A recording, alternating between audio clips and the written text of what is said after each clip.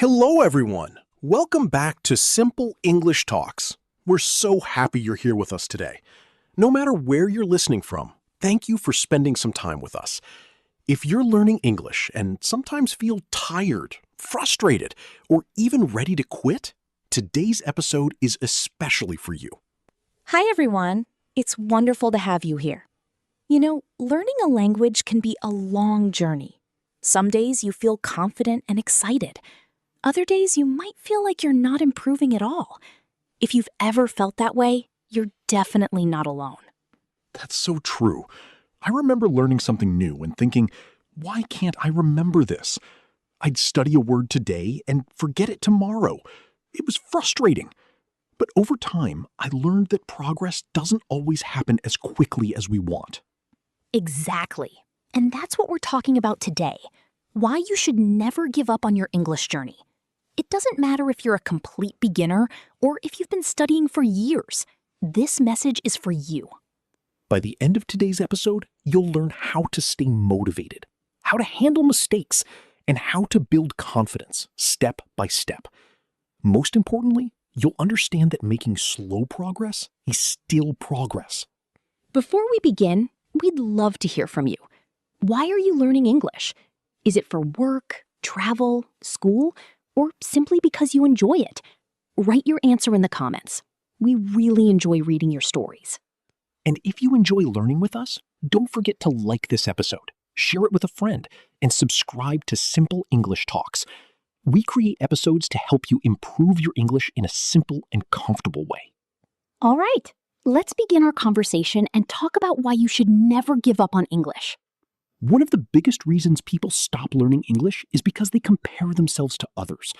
They watch someone speaking fluently and think, I'll never be that good. But here's the truth. Every fluent speaker was once a beginner.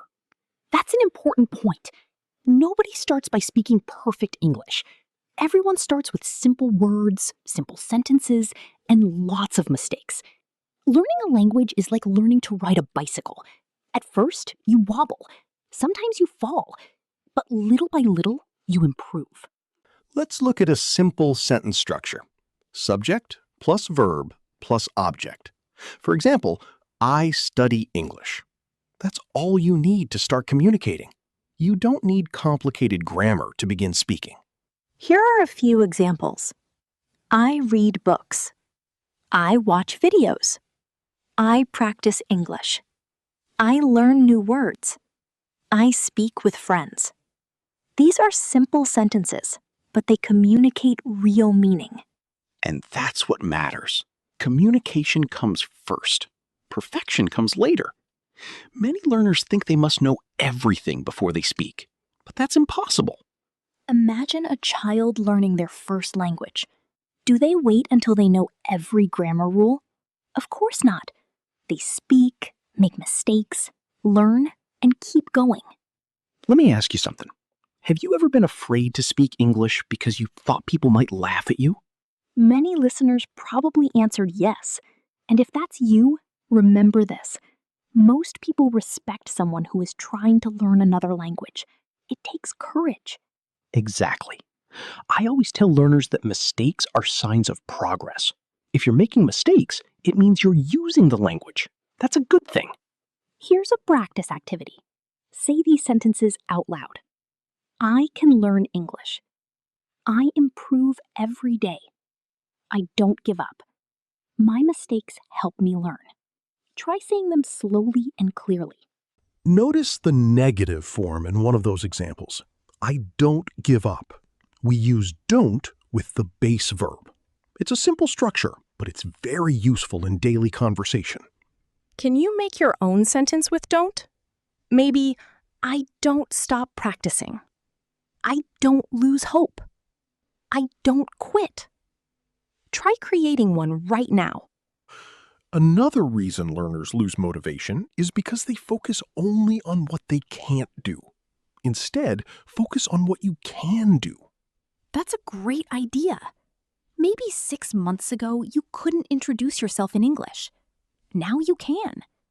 Maybe last year you couldn't understand a podcast. Now you understand part of it. That's progress. First, celebrate small victories. Second, practice regularly. Third, be patient with yourself. These 3 habits can make a huge difference. And here's another question for our listeners. What's one thing you can do in English today that you couldn't do a few months ago? Tell us in the comments. Remember, success isn't about being perfect. Success is about continuing, even when learning feels difficult. That's a wonderful summary. Keep practicing, keep learning, and most importantly, keep believing in yourself. Let's continue with another important idea. Sometimes learners think motivation comes first and action comes later. But very often, it's the opposite. Action creates motivation. That's such a powerful lesson. Many people wait until they feel motivated to study. They say, I'll start tomorrow when I feel ready. Then tomorrow comes and they still don't feel ready. Exactly. Instead of waiting for motivation, try taking a small action. Read 1 page. Learn 1 word. Listen to English for 5 minutes. Small actions can create momentum. Think about exercise. Most people don't wake up every day feeling excited to work out. But once they start moving, they often feel better. Learning English works the same way. Let me share a simple example. Imagine you decide to learn just 3 new words today. That's not difficult, right? Then tomorrow, you learn 3 more. After 1 month, you've learned around 90 new words. Wow. When you look at it that way, small steps become very powerful.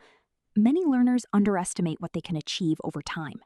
Here's a useful phrase: 1 step at a time. Native speakers use this expression when a goal feels big or difficult.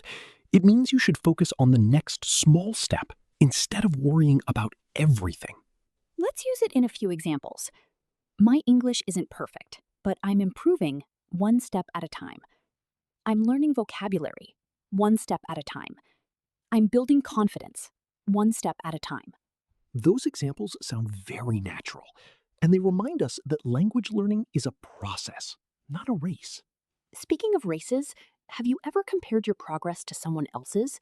Maybe you saw a learner online who became fluent very quickly. Oh, yes, and that's something many people do. But we usually compare our beginning to someone else's middle or even their end. That's not fair to ourselves. Everyone has a different situation. Some people study for several hours every day. Others have jobs, families, and responsibilities. Everyone learns at a different speed. That's why your only competition should be the person you were yesterday. Ask yourself, am I a little better than I was before? If the answer is yes, then you're moving in the right direction. Let's do a quick speaking practice. Repeat after me. I am learning. I am improving. I am getting better. I am not giving up. Great job. Even if your pronunciation isn't perfect, keep speaking. Confidence grows when you use English regularly. Another challenge learners face is forgetting words. Have you ever learned a word and then forgotten it the next day? I think almost every learner has experienced that. It can feel frustrating. But forgetting is actually part of learning. When you forget a word and learn it again, your brain becomes stronger at remembering it in the future. That's a really encouraging thought. Instead of saying, I forgot this word again, you can say, I'm giving my brain another chance to remember it. Exactly. Learning isn't a straight line. Some days you'll feel amazing. Other days you'll feel stuck. Both kinds of days are normal. And when you have a difficult day, don't decide your future based on one moment. A bad study day doesn't mean you're a bad learner. That's worth repeating. A bad study day doesn't mean you're a bad learner. Here's a question for our listeners. What is the biggest challenge in your English journey right now? Is it speaking, listening, grammar, vocabulary, or confidence? Share your answer in the comments. Now, let's talk about confidence. Many people believe confidence comes before speaking. They think, when I feel confident, I'll start speaking English. But confidence usually comes after speaking, not before. The more you practice, the more confident you become. That's right. Think about riding a bicycle, driving a car, or learning a new skill. Confidence grows through experience. So if you're waiting to feel completely confident before speaking English, you might be waiting forever. Instead, speak with the confidence level you have today. It doesn't matter if it's small, use it. And remember, nobody expects perfection. Real communication is more important than perfect grammar. Here's another useful tip. Try keeping a small notebook or a note on your phone. Whenever you learn a new word or phrase, write it down. Then review those words for a few minutes each day. Small daily review sessions can make a huge difference over time. First, learn new words in context. Second, use them in your own sentences. Third, review them regularly.